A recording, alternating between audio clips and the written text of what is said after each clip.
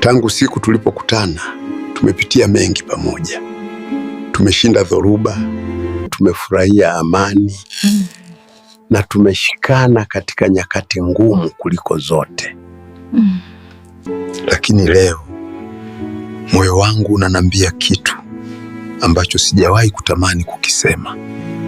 Usihuzunike, mke wangu, kwa sababu ninaondoka nikiwa nakupenda kwa moyo wangu wote. Najua tutakutana tena.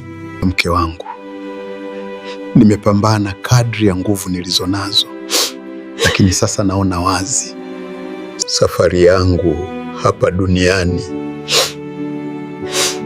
inafikia mwisho. Lakini kumbuka hili, mapenzi yangu kwako hayatawahi kufa hata pale mwili wangu utakaponyamaza. Hii ni safari ya mwisho ya Chief Hassan sehemu ya 10. Kama ukubahatika kuona sehemu zilizopita, angalia kwenye chaneli yetu. Pia usisahau kulike, kusubscribe na kucomment.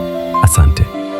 Baada ya Jabiri kukutana na mzee na ndege kwenye lile daraja lililogawa ufalme wa Robert na upande wa pili kuelekea milimani, Jabiri alikubali kuacha farasi na wakapanda ndege mkubwa ili waweze kuwahi kwa Chief Hassan kuwahi kupeleka dawa. Upande wa pili kule milimani, hali ya Chief Hassan ilikuwa mbaya sana. Dawa ile waliokunywa askari wa ufalme wa Robert ilikuwa mbaya sana.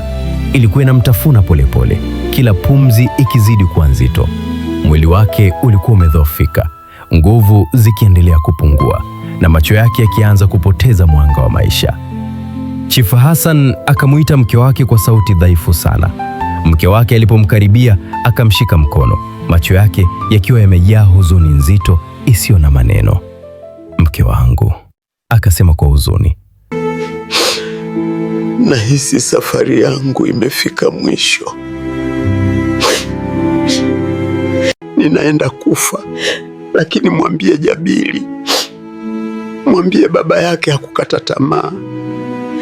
Mwambie niliota ndoto nzito sana. Nilimwona akirudi akiwa na upanga wa kifalme mikononi mwake. Nilimwona akikubalika na watu wote wa mataifa. Mwambie asimame kwenye haki. Siku ikifika utamwambia mimi sikuwa baba yake, nilimlea tu kama mwanangu. Maisha yetu ya huku milimani niliyasababisha mimi, na leo hii ninalipa kwa damu. Mke wangu, mtunze sana Jabiri, japo kwa sio wa kumzaa. Mke wake akalia kimya kimya, akitikisa kichwa. Chief Hassan akaendelea, hata kama nitakuwa nimeondoka, asisimame. Safari yake ni kubwa kuliko uhai wangu peke yangu.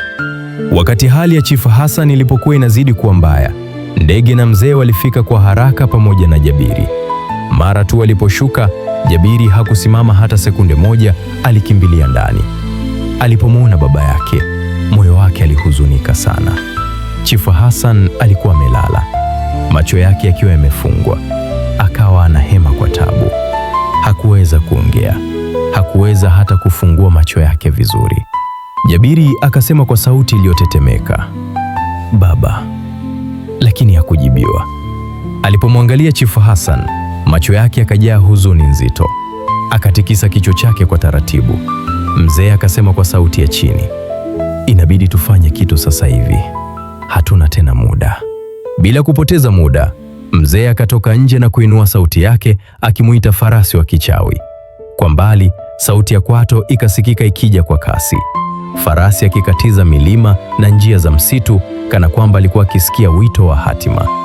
Ndani, Jabiri alimnyanyua baba yake kwa upole na kumpa dawa ile. Chief Hassan akaimeza kwa tabu, kisha akalala tena, akiwa hana nguvu kabisa. Mzee akamgeukia ndege kwa huzuni, akasema, kwa kweli, sioni kama Chief Hassan atapona hapa. Ndege akatikisa mabawa yake polepole, kana kwamba anakubali ukweli mchungu. Mzee akanyamaza kwa muda mfupi, macho yake yakiangalia mbali. Ghafla akasema kwa sauti ya chini, nimekumbuka kitu, kijiji cha makumbusho. Akageuka haraka, akamuita Jabiri atoke nje. Akamwambia Jabiri, lazima tusafiri sasa hivi, ilibidi tumpeleke Chief Hassan kwenye kijiji cha makumbusho. Huko ndiko penye matumaini ya mwisho. Akamwangalia Jabiri kwa makini. Mimi nitaenda na ndege, wewe Jabiri unaweza kuja na farasi au ukabaki. Jabiri hakusita hata kidogo, akasema hapana, siwezi kubaki. Kwa sasa baba yangu ndiye kitu cha muhimu zaidi duniani kwangu. Mzee akatikisa kichwa kwa kuelewa. Walipokubaliana, maandalizi yakaanza mara moja. Juu kabisa katika kijiji cha Chief Hassan kilichozungukwa na msitu mzito, safari mpya ikaandaliwa. Chief Hassan, mzee na ndege wakaanza safari yao ya angani kuelekea kijiji cha makumbusho kwenye mizimu ya hatari sana. Wakati huo huo, Jabiri akachukua farasi wake na upanga wake. Akaanza safari yake mwenyewe, akikatiza msitu na njia hatari iliyojaa hofu, giza na viumbe visivyoonekana. Safari hii haikuwa ya vita, ilikuwa safari ya kuokoa uhai.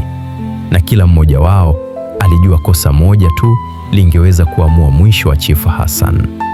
Swali ni je, Jabiri akija kujua kama Chief Hassan sio baba yake itakuwaje? Na je, vipi Mfalme Robert akijua kuwa mtu anayemiliki hazina ni mtoto wa Chief Hassan? Usikose sehemu ya 11. Moto utawaka sana.